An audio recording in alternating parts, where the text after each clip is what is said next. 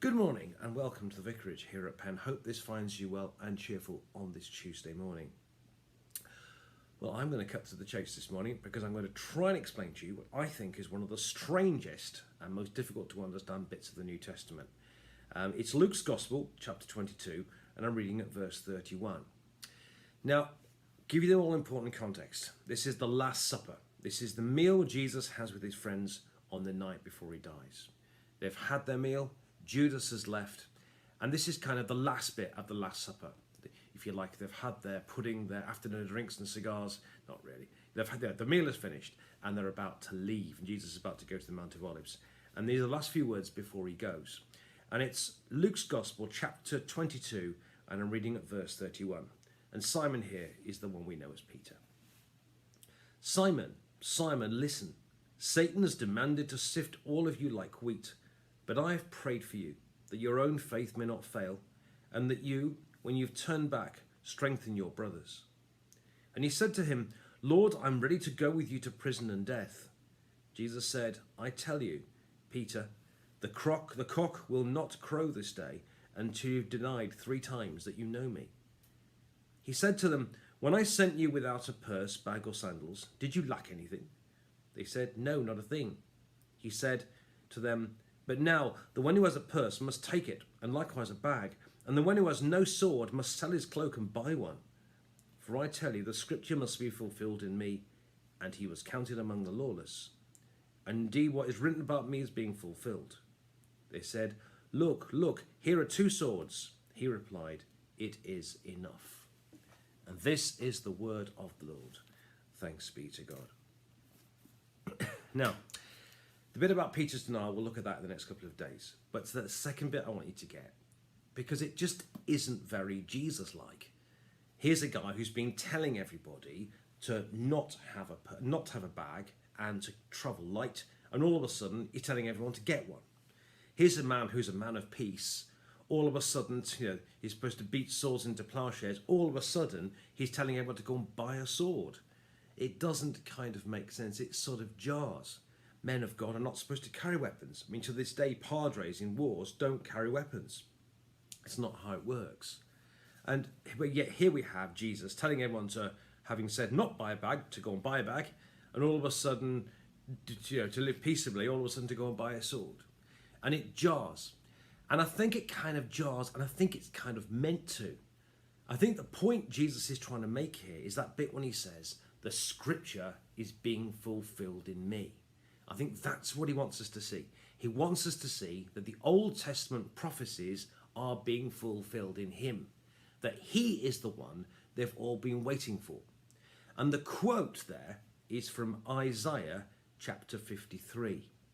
What we're going to do for a minute is hold a knot in your hanky, a bit like that, to remember Isaiah 53. Come back to that in a moment. Because I mentioned yesterday, I gave you some references yesterday, which I asked you to look, but it doesn't matter, we could talk about them again in a minute. Because I think yesterday, Jesus talked about a servant.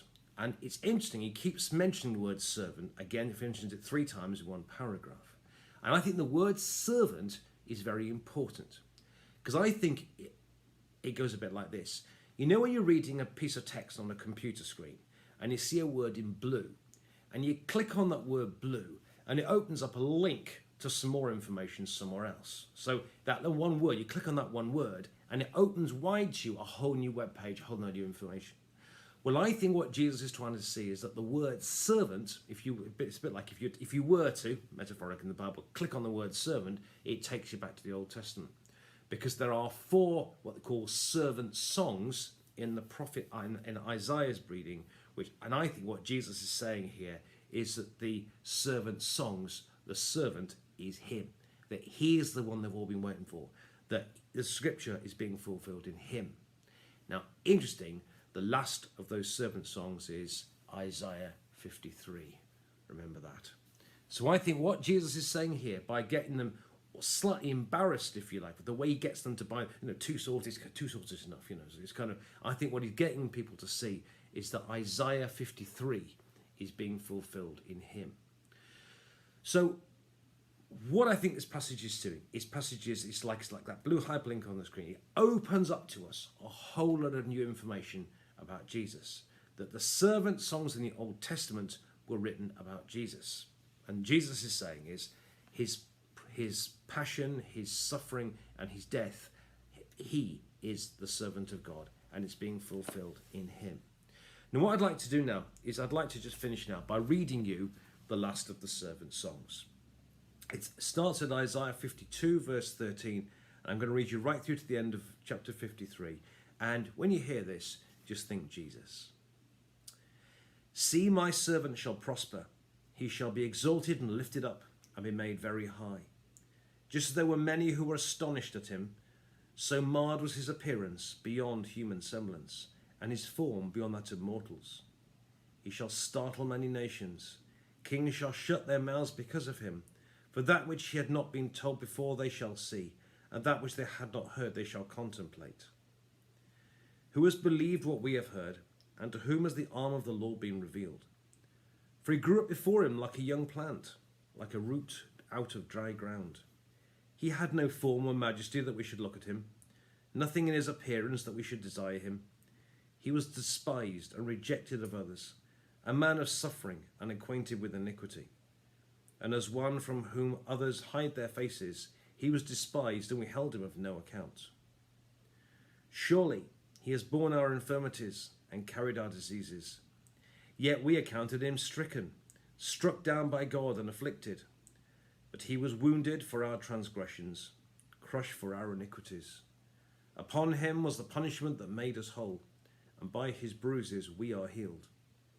All we like sheep have gone astray. We've all turned to our own way, and the Lord has laid on him the iniquity of us all. He was oppressed, he was afflicted, he did not open his mouth. Like a lamb that's led to the slaughter, like a sheep that before its shearers is silent, so he did not open his mouth. By a perversion of justice he was taken away. Who could have imagined his future? But he was cut off from the land of the living, stricken for the transgression of my people. They made his grave with the wicked, and his tomb with the rich, although he'd done no violence, and there was no deceit in his mouth. Yet it was the will of the Lord to crush him with pain. When you make his life an offering of sin, he shall see his offering and his offspring, and prolong his days. Through him the will of the Lord shall prosper. Out of his anguish he shall see light. He shall find satisfaction through his knowledge. The righteous one, my servant, shall make many righteous. He shall bear their iniquities. Therefore I will allot him a portion with the great.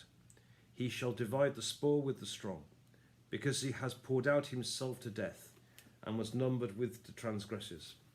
Yet he bore the sin of many, and made intercession for transgressors. To me, that's an amazing description of what Jesus was, what Jesus did, what he went through, and what he achieved. God bless you.